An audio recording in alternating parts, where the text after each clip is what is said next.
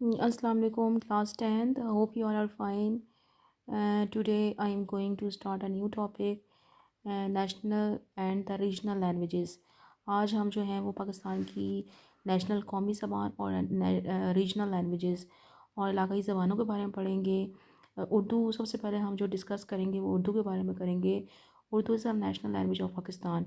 उर्दू पाकिस्तान की national language है and it's holds the states of the symbol of the national identity. और ये पाकिस्तान की नेशनल आइडेंटिटी का जो है वो सिंबल है।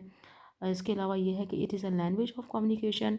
पूरे पाकिस्तान में जो है वो उर्दू बोली और समझी जाती है, इसीलिए इसको हम जो है वो लैंग्वेज ऑफ कम्युनिकेशन, राब्ते की ज़बान बोलते हैं।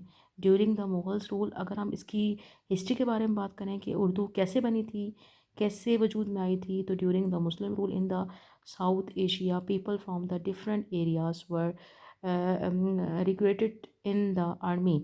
के साउथ एशिया के अंदर डिफरेंट एरिया से आने वाले लोग जो थे, they are equated in the army, वो आर्मी के अंदर शामिल हुए। Of the states these people were Punjabi, इनमें पंजाबी लोग भी थे, सिंधी लोग भी थे, पठान भी, इसके अलावा बंगाली, बलूची, अरब, ईरानी, तुर्किश, हिंदुस्तानी, ये तमाम जो टाइप के लोग थे, they are included in the army and these people spoke different languages. ये लोग जो थे वो मुख्तलिफ ज़बानें बोलते थे। While in the army they mixing up with each other created a new language. लेकिन जब वो एक आर्मी के अंदर शामिल हो गए तो उन्होंने एक नई लैंग्वेज जो थी वो बनाई, जिसको उर्दू ज़बान या लश्कर कहा जाता था। Urdu is the Turkish word. और अगर हम उर्दू के ओरिजिन के बारे में बात करें कि उर्दू का जो है वो ओरिजिन क्या है, तो उर्दू जो है वो तुर्किश वर्ड है विच मीन्स आर्मी, यानी कि लश्कर। उसके बाद बात करते हैं कि उर्दू की ग्रेजुअल डेवलपमेंट कैसे हुई थी, यानी कि उर्दू फ़ौरन से तश्कील नहीं पा गई थी, बल्कि ग्रेजुअली उर्दू को जो थे वो डिफरेंट नाम्स दिए गए थे, जो थे वो नेम्स दिए गए थे। नंबर वन है, in the beginning it was called the Hindi, Hindi and Hindustani. सबसे पहले जो है वो उर्दू को जो है वो हिंदवी लैंग्वेज, हिंदी या हिंदुस्तानी का नाम दिया गया। Later it is called the Rekhta, बाद में उसको जो था वो रेख्ता का नाम दिया गया था। इन this way Urdu acquired and the change different names in the different ages. इस तरीके से उर्दू को जो थे वो डिफरेंट ज़मानों पे डिफरेंट नाम दिए गए थे। During different stages it is change name, और मुख्तलिफ दौरों में उसके नाम चेंज होते गए। It change it's nature as well, और साथ साथ उसकी नेचर भी चेंज होती गई। Like Amir Khusro is consider to be the ancient poet of the Hindi. और अगर हम उर्दू के कदीम पोइट, एंशियंट पोइट के बारे में बात करें, तो दैट वाज द अमीर खुसरो, उनका नाम अमीर खुसरो था। When it is called the Rekhta, और जब उर्दू को रेख्ता कहा जाता था, तो Musafi was the famous, Musafi जो थे वो उस टाइम के फेमस पोइट थे। And at the time of its being the call the Urdu मौला, और जब उर्दू को उर्दू मौला कहा जाता था, तो मिर्ज़ा गालिब ज़ौक़ जो थे उस टाइम के फेमस पोइट थे। यानी कि आपको थ्री टाइप का मैंने बताया कि जब उर्दू को हिंदी या हिंदुस्तानी या हिंदवी लैंग्वेज कहा जाता था, तब उस टाइम पर जो थे वो हमारे पास अमीर खुसरो मशहूर थे। जब उर्दू को रेख्ता कहा जाने लगा तो मुसफ़ी हमारे पास फेमस हो गए, और जब उर्दू को उर्दू मौला कहा जाने लगा, तो जो हमारे पास फेमस पोइट आ जाते हैं, that was the Mirza Ghalib and the Zauq was its famous poet. फिर आ जाता है हमारे पास शाहजहां के दौर में उर्दू की क्या इम्प्रूवमेंट हुई थी कि in 1647 Shahjahan made Delhi as his capital instead of Agra. तो शाहजहां जो थे उन्होंने दिल्ली को अपना कैपिटल बनाया अपनी रियासत का, और आगरा के बजाय। This led to the people speak Lashkari and Delhi languages living in the same market. तो यहाँ पर रहने वाले लोग जो थे वो लश्करी लैंग्वेज या दहलवी लैंग्वेज बोलते थे। This emperor suggested that this market is called the Urdu मौला, और इसी वजह से इस मार्केट प्लेस को जो था वो उर्दू मौला कहने लगे। Therefore the language being spoken here are called the Urdu Mualla and Dehlvi language. इसी वजह से जो लैंग्वेजेस यहाँ पर बोली जा रही थी उनको उर्दू मौला या दहलवी लैंग्वेज कहा जाता था। When this languages reach Deccan, जब यह लैंग्वेज जो थी वो दक्कन पहुँची, और जो गुजरात पहुंची तो उसको दक्कनी लैंग्वेज और गुजराती लैंग्वेज, यानी कि जिन जिन एरियाज़ में उर्दू लैंग्वेज गई उस एरियाज़ के नाम के ऊपर उनको जो था वो उनका इनाम दिया गया। लाइक जब वो दक्कन पहुंची उर्दू तो उसको दक्कनी लैंग्वेज बोलने लगे, और जब गुजरात पहुंची तो उसको गुजराती लैंग्वेज बोलने लगे। यानी कि यहाँ पर अगर हम देखें तो उर्दू के बहुत सारे नेम्स जो हैं वो ग्रेजुअली चेंज होते गए। Seeing in the popularity, the rich people made special effort. अब उर्दू की पॉपुलैरिटी मशहूरी को देखकर जो रिच पीपल थे उन्होंने इसके बारे में कुछ इम्प्रूवमेंट की, उसके बारे में डेवलपमेंट की, सॉरी तरक्की की इसके लिए। In this way it rose from being a language of the daily communication, और उर्दू को जो था वो डेली कम्युनिकेशन की यानी कि रोज़ाना राब्ते की जो ज़बान होती है उसका दर्जा दे दिया गया। फिर आ जाता है कि उर्दू पोइट्री कैसे स्टार्ट हुई थी। उर्दू पोइट्री जो थी जो है वो अगर मॉडर्न रिसर्च के बारे में बात करें तो Sultan Mohammad Quli Qutub Shah the ruler of the Golconda compile the first diwan. यहाँ पर आपके पास ना एक शॉर्ट क्वेश्चन ऐड हो जाता है कि who compile the first Diwan of Urdu. Urdu का पहला दीवान किसने कंपाइल किया था, ये हमारे पास आ जाता है। पहले वाली पॉइंट है मोहम्मद कुली कुतुब शाह। ये आपका एमसीक्यूज में भी आ सकता है और आपके शॉर्ट क्वेश्चन आंसर के अंदर भी आ सकता है कि हु कंपाइल द फर्स्ट दीवान, के पाकिस्तान उर्दू का फर्स्ट दीवान। दीवान को क्या बोलते हैं, कलेक्शन ऑफ पोइट्री, और ये किसने कंपाइल किया था, that was the Sultan Mohammad Quli Qutub Shah. फिर आपके पास सेकंड पॉइंट आ जाता है the Deccan poet. Deccan poet के अंदर जब उर्दू ज़बान जो है वो दक्कन पहुंची थी और उसको दखनी लैंग्वेज कहा जाने लगा था, उस टाइम पे जो फेमस पोइट था दैट वाज द वली दक्कनी। उनका नाम जो था वली दक्कनी थी। Is included in the early poets of the Urdu.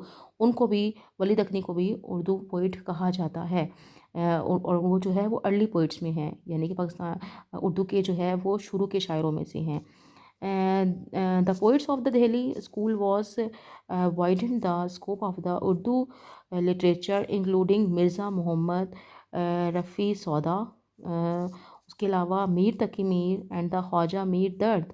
ये तमाम पोइट्स जिनके बारे में अभी बोल रही हूँ कि सौदा हैं, मीर तकी मीर हैं, ख्वाजा मीर दर्द हैं, आपने इन सब के बारे में अपनी उर्दू की बुक के अंदर पढ़ा होगा। इनके शेरों के बारे में, इनकी जो है वो गज़लों के बारे में आप लोगों ने डिटेल में पढ़ा होगा। बिसाइड दिल्ली एंड दक्कनी, ये तमाम लोग जो हैं वो दिल्ली या दक्कन से बिलोंग करते थे। अगर हम इसके अलावा बात करते हैं the population of the Urdu the popularity of the Urdu speak in the states of the Oudh and the Lucknow. और उर्दू की पॉपुलरिटी जो थी वो सिर्फ दिल्ली और दक्कन तक महदूद नहीं रह गई थी, बल्कि ऊद और लखनऊ के लोग भी जो थे वो उसको बोलते थे। Along with the ghazal collection of sorry ghazal collection of the complete the art of the marsiya telling जो है ये भी साथ साथ होने लगा था। यानी कि उर्दू में सिर्फ पोइट्री, गज़ल निगारी, नज़म निगारी नहीं हो रही थी, बल्कि मरसिया निगारी, मरसिया जो है टेलिंग, मरसिया कोई जो होती है उसको भी उर्दू ज़ुबान में किया जाने लगा। And Urdu was blessed with the poet like Anees and the Dabir. और इस सिलसिले में मरसिया में जो उर्दू में काम किया था जिन पोइट्स ने, वो थे अनीस एंड दबीर। उसके बाद आ जाता है in the early decade of the 19th century. 19th century के शुरू की जो दिहाइयाँ थी हमारे पास, that was the great development in the nazm. उसमें जो थी वो नज़म के बारे में बहुत ज़्यादा इम्प्रूवमेंट हुई थी, नज़म राइटिंग के बारे में। ड्यूरिंग दिस टाइम जो हमारे पास फेमस पोइट आए थे that was the Zauq, Mirza Ghalib, Bahadur Shah Zafar, ये पैदा हुए थे। Along with his ghazal Mirza Ghalib prose is most treasure of the Urdu literature. इसके अलावा in this age Maulana Hali wrote the Musaddas, a poem of the 6-9 unit. ये आपके पास लाइन बहुत इंपॉर्टेंट है कि मौलाना हाली जो थे उन्होंने मुदस्सस लिखी थी, जो कि 6 लाइन जो है वो नज़म होती है। And shook the whole nation to make this them realise that the great heritage. और उन्होंने जो है वो एक अजीम असासा जो था वो छोड़ा हमारे लिए। आगे आ जाता है आपके पास लास्ट पॉइंट इस beginning of the Urdu poetry का, कि after the son of the philosophy and the poetry of Allama Iqbal, after this the son of the philosophy of the poetry of Allama Iqbal, of of the east coast. और इन सब के बाद, यानी कि आपने इस सब के बारे में पढ़ा, ज़ौक़ के बारे में, मिर्ज़ा गालिब, बहादुर शाह ज़फ़र, इन सब के बाद जो सबसे आखिरी में हमारे पास आते हैं वो आते हैं अल्लामा इकबाल, जो कि through his poetry he try to convince the Muslim of the South Asia. और अपनी पोइट्री के ज़रिए अल्लामा इकबाल ने जो था वो साउथ एशिया के मुसलमानों को कन्विंस किया कि they are the inheritor of the an esteem culture, civil and ideological inheritance, कि उनका जो है वो अजीम कल्चर, आइडियोलॉजिकल हेरिटेज इनहेरिटेंस है। Allama Iqbal wrote his poetry in Urdu and Persian both. Allama Iqbal जो थे उन्होंने अपनी पोइट्री जो थी वो उर्दू में भी की और पर्शियन यानी कि फ़ारसी ज़बान में भी की। His poetry was so popular among the people that some person है even memorize his lengthy poems. उनकी पोइट्री जो थी वो इतनी पॉपुलर थी कि लोगों ने उनकी लंबी लंबी पोइट्स जो थी वो पोइम्स जो थी उनको भी याद कर लिया था। After Allama Iqbal, under the influence of the modern literature of the progressive movement start in Urdu literature. यहाँ तक हमारा जो है वो कंप्लीट होता है beginning of the Urdu poetry. जब आप लोग इसे याद करेंगे तो आप लोगों ने इसको जो है वो दखनी लैंग्वेज के टाइम पर कौन सा पोइट फेमस था, इस तरीके से आपने इसको याद करना आता है, याद करना है सॉरी। उसके बाद आता है the role of the prose writers in the development of the Urdu. Prose writer जो थे जो वो कौन थे, नसर निगार जो बेसिकली हैं। After the 1857 war of independence there was the prominent change in the political and social condition. 1857 की जंग आज़ादी के बाद बहुत सारी पॉलिटिकल और सोशल चेंजेस आई थी। This led to the new direction being taken by the creative Urdu literature. और उसने उर्दू लिटरेचर को जो तो एक नई डायरेक्शन दी थी। Owing the Aligarh movement started by the sir Syed Ahmad Khan. उस टाइम पर सर सैयद अहमद ख़ान जो थे उन्होंने एक मूवमेंट स्टार्ट की थी, that was the Aligarh movement. Along with the Muslim social development, the prose of the Urdu literature developed prominently as well.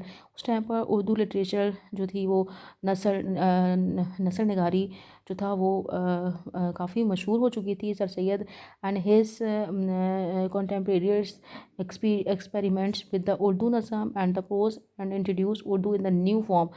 जो इस टाइम पर उर्दू जो थे वो एक न्यू फॉर्म में इंट्रोड्यूस कराई गई थी। In this age the nation pain and the feeling were presenting collectively. इस टाइम पर जो नेशन का जो पेन है और फीलिंग्स जो है उसको प्रेजेंट किया गया था। एट द सेम टाइम मौलाना शबली जो मौलाना शबली ने मानी थे presenting Islamic history in the new manner. उन्होंने जो था वो इस्लामिक हिस्ट्री को जो था वो एक नए मैनर पे नए मैनर में जो था वो बताया था। During the struggle of the independence and after the creation of Pakistan there was the atmosphere of the freedom. During the struggle of independence, आज़ादी की स्ट्रगल के टाइम पर, and after the creation of Pakistan, और पाकिस्तान के बनने के बाद, there were an atmosphere of the freedom, एक आज़ादी की फ़िज़ा थी, and the confidence in the development of the Urdu literature. और उर्दू की तरक्की में जो था वो एक कॉन्फिडेंस जो था एतमाद की फ़िज़ा कायम थी। During different authors wrote prominent work in this form of the literature. और इस टाइम पर डिफरेंट ऑथर्स जो थे उन्होंने डिफरेंट टाइप्स का लिटरेचर लिखा। This forms worth mentioning including research. इसमें जो है वो अगर हम बहुत काबिल कदर काम जो था वो रिसर्च में हुआ था, क्रिटिसिज्म किया गया था, तनकीद निगारी की गई थी, पोइट्री नावल निगारी, उसके अलावा ड्रामा राइटिंग और स्टोरी राइटिंग पर भी काम किया गया था। Thank you class.